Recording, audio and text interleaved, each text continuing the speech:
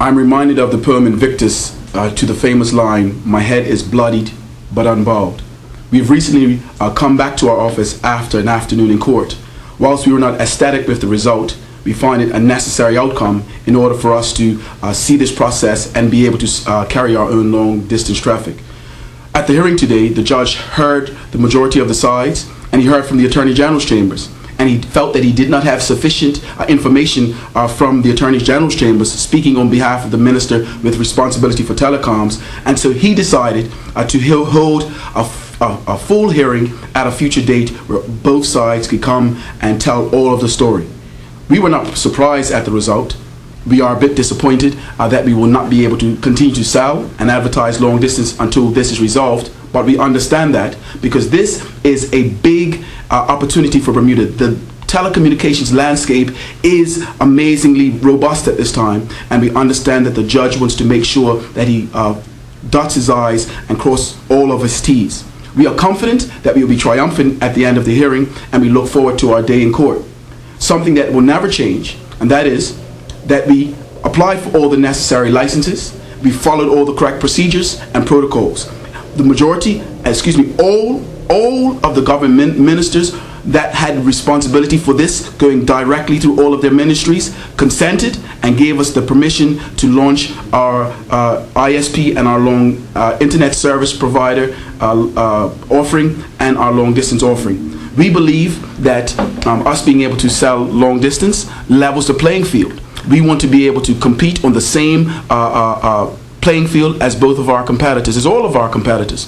We think that this is an excellent time for Bermuda. We think that going to court and all our competitors coming together to challenge Digicel is a healthy part of our democracy. But we also believe that our customers being able to choose the lowest long distance provider and being able to have choice, being able to choose and get lower prices is also important. We think this is critical because in the last week we have seen long distance prices plummet. We've seen in some cases specific parts of offerings have decreased by almost 50%.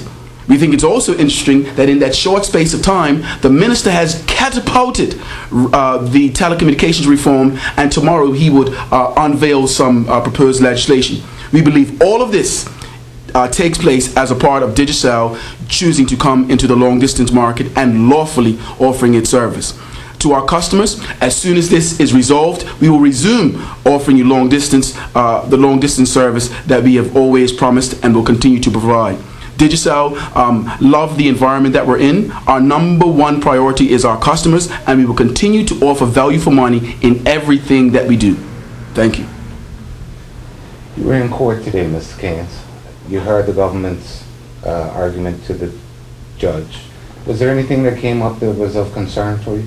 Well, I think one of the major things that concern us is that the lawyer for the government, for the Minister of Responsibility for Telecoms, did not have his argument articulated.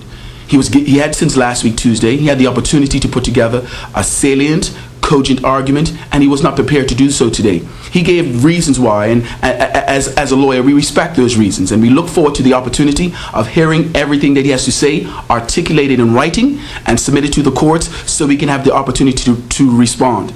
We believe that we have followed every procedure. Everything that was articulated in the Telecommunications Act of 1986, we have followed. So we are confident that when that hearing comes in court and all parties tell their sides, that we will indeed be vindicated and we'll be allowed to carry on our ISP and long distance business. Your competitors are obviously hoping to slow Digicel down in providing this service. But yet there are some that lowered their rates pretty quickly after you offered the service. Why do you think, if they thought you were doing something you shouldn't be doing, would go the route of going ahead and lowering their rates? I don't blame our competitors. The reality of it, this is a competitive market.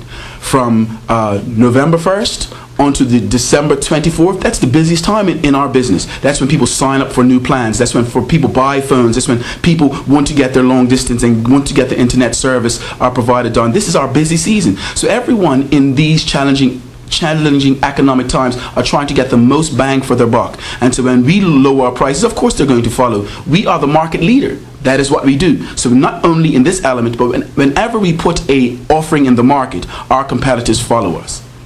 When can Digicel customers hope to see a resolution to this? Well, we have a prescribed methodology for response. The ministry, the Attorney General, has 21 days in which to submit its case. The sides, each one of the parties, have 7 days to respond. We're talking about working days. So, and don't hold me to task on my mathematics, but we're looking at around 40 to 45 days being back in court. It is scheduled to be a 3-day hearing, so we can articulate our position in court and hopefully have this matter resolved. Thank you very much for your time. No, thank you.